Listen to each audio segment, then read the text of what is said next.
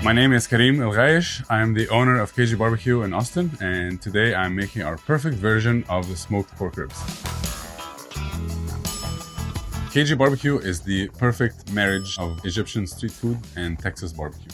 There's quite a few factors that make a great pork rib. There's a really fine line between undercooking and overcooking. You want to have a nice little bend, a nice relaxation in the rack of pork, but you also don't want it to fall apart. The second component is the flavor. What makes our pomegranate glazed pork ribs so unique is how familiar it looks when you go and eat it, but the flavors are way different.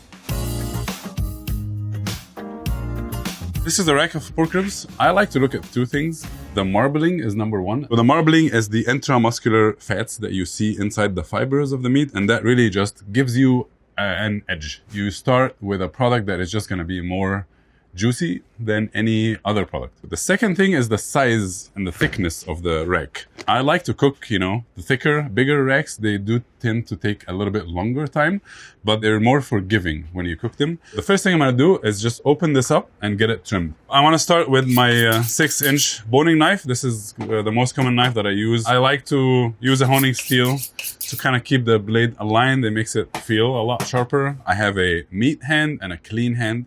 So I always handle all my spices, my knife, and everything with the meatless hand. And that's how you kind of stay clean.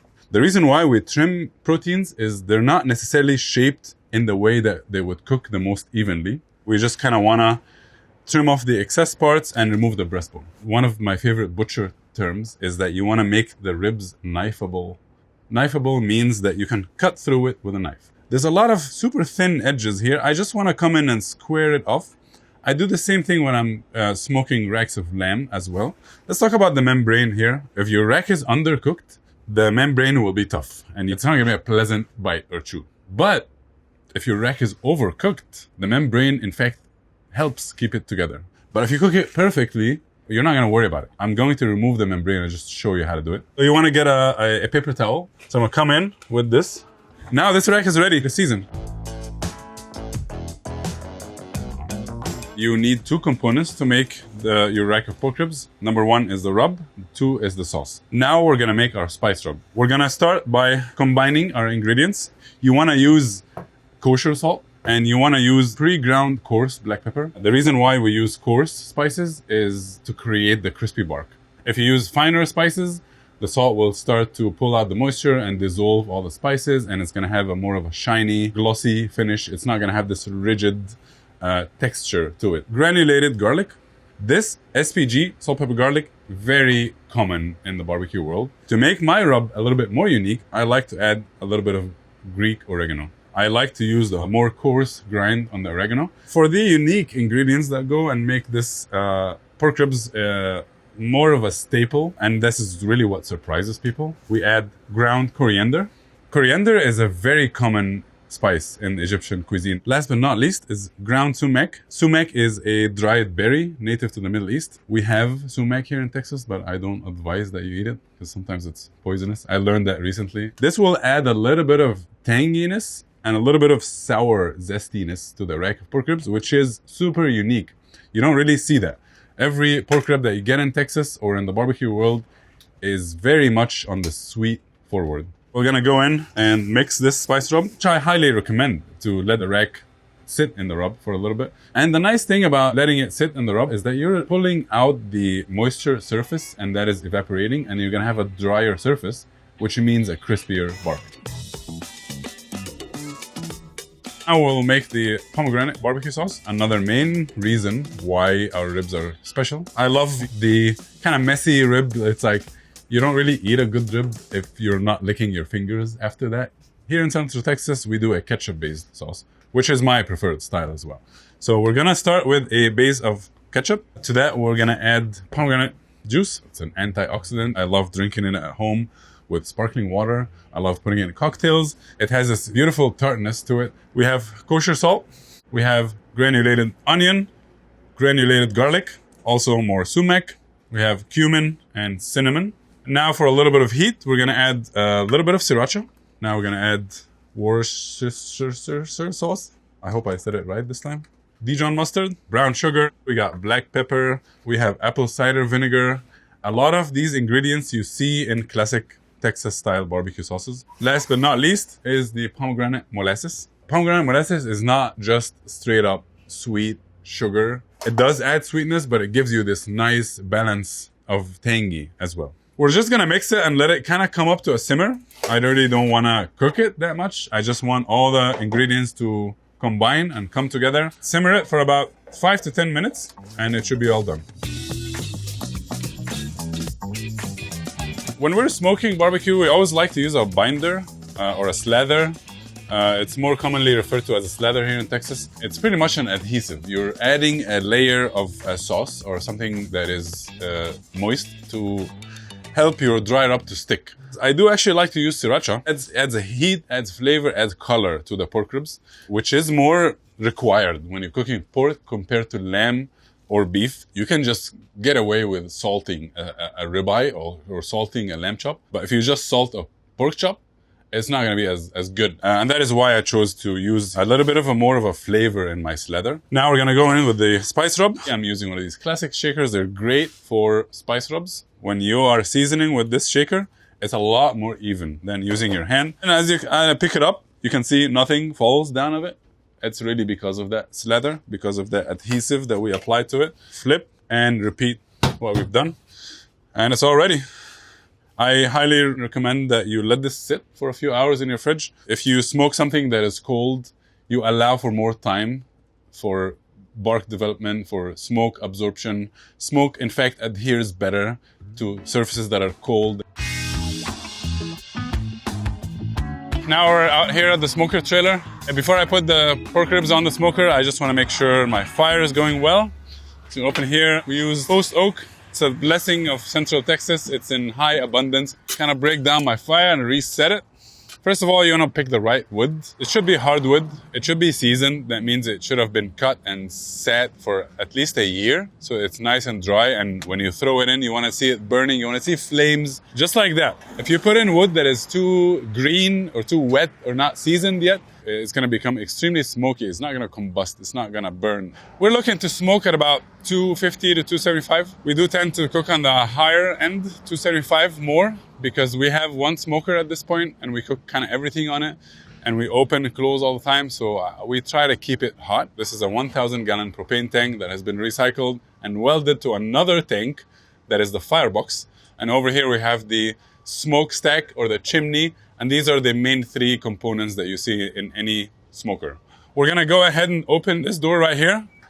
We're gonna add our rack of pork ribs here on the top shelf. This rack is gonna go in the smoker for about 3 hours. The smoker is running at 275 right now. Pork ribs can be a little finicky to cook sometimes. The challenging thing about smoking a perfect rack of pork ribs is probably that fine line of knowing when to pull it, when it's ready. If you pull it too early, you're gonna have an unpleasant chewy bite that is tough and is not tender. If you pull it too late, it's gonna be too dry. It's gonna be too crumbly, too soft. All right, we'll see you later. All right, the main visual that you're looking for is the nice color, because after you wrap, you do not develop any more color. So I wanna open the rack and I wanna see this beautiful dark reddish mahogany color. I also don't wanna see any bone pulling away. The bone pulling away on the rack of ribs means that it's getting close to be done. So that's a good sign here that I'm opening and getting to wrap before the rack is done. The main reason we wrap as well is because you want to steam it a little bit. You want to tenderize the rack. If you cook it all the way unwrapped, a lot of times you end up drying it. So now we're gonna lay it right here on this foil. Shiny side, inside or outside, doesn't matter. I was so curious at some point that I had to look it up. Wrap it nice and tightly, and this is gonna go back to the smoker for about another hour and a half until it gets tender. It's been about an hour, so let's go and check on this. I'm gonna pick this rack up without really having to unwrap it or anything. There's ways you can know where it's at, and that's really by the bend. So you guys can see it is bending a little bit more, but I can feel that it's not too soft. So this is what you're looking for. If you go and pick up the rack and it feels too soft and it feels like it's breaking up, that's unfortunately it's overcooked. If you go and pick it up and it feels so tense and firm, that's undercooked. So you want to keep practicing until you get that right doneness. The right doneness is when you bite on the rib and it doesn't just slide all of it in your mouth. A lot of the fat is rendered and now it's kind of braising and steaming in it as well. And this rack is ready to glaze. We're gonna take it out of the foil, put it back on the smoker. With the sauce that we made earlier, we like to put it in these, fancy chef bottles here.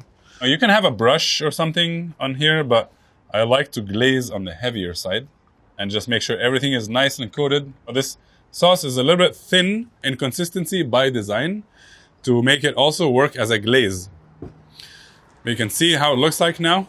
A nice, even layer, not too thin, not too thick of a layer of barbecue sauce. We're gonna let this cook for like 10 minutes at the most. Now it's gonna look a lot darker, a lot more caramelized, and this flavor is gonna pop when you cut the ribs and taste them. Now the pork ribs have been glazed for about 10 minutes or so. We pulled them and now they're resting in the hot box right here. This is a temperature, humidity control device that keeps your meat hot. You can proof bread in this. There's a lot of beautiful uses you can use this equipment. Let's see how this looks like. We've cooked a few racks here today for service, so they look beautiful. Nice glaze here. It's not too dry. I don't like to pull them when they are fully caramelized and already dry in the surface. I like to maintain a little bit of that kind of wet moisture on the surface. If you have this pull, the meat is pulling away from the bone about, half an inch or so. That's a very good indicator that your ribs are in a good place. We still see that bend. It's not cracking open. If it cracks open or breaks up, it's definitely an overcooked rack. But these look great. We want to go in and pour the rest of that sauce over the rib. Let's go ahead and cut them. The tricky part with the rack of pork is that the bones will run different directions. If you flip the rack, you have a lot more vision where the bones are running, and it's a lot easier. I personally don't like to do that, or you can do that in the beginning, but eventually you want to cut when the rack is sitting up like that so that you're not ruining the presentation side of the rack. Your knife should go in really easily. If you're hitting a bone, stop what you're doing and just go in a different angle. Nice pull from the bone. I can feel it's very tender, but it's not falling apart. The moisture is not gushing out of it. It's not escaping too quickly. That means it's well rested. It's a beautiful cook. And the part where you get to be creative and the part where you get to make art is how your food looks. I just love taking the time to make the food look beautiful and pretty and stunning, so that when I cook a spread, I want, people to absorb the visuals of it first before they even dive into the flavors and eat it. We're gonna now dust it with some za'atar. Za'atar is a Lebanese spice blend. It doesn't have salt in it. It gives you a nice earthy, herby flavor. It has sesame seed. So it gives a nice texture and a beautiful look to the rib as well.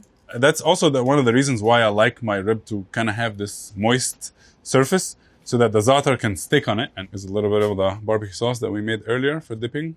Add the sumac onions on the tray as well. Last but not least, I like to sprinkle a few pomegranate seeds on top.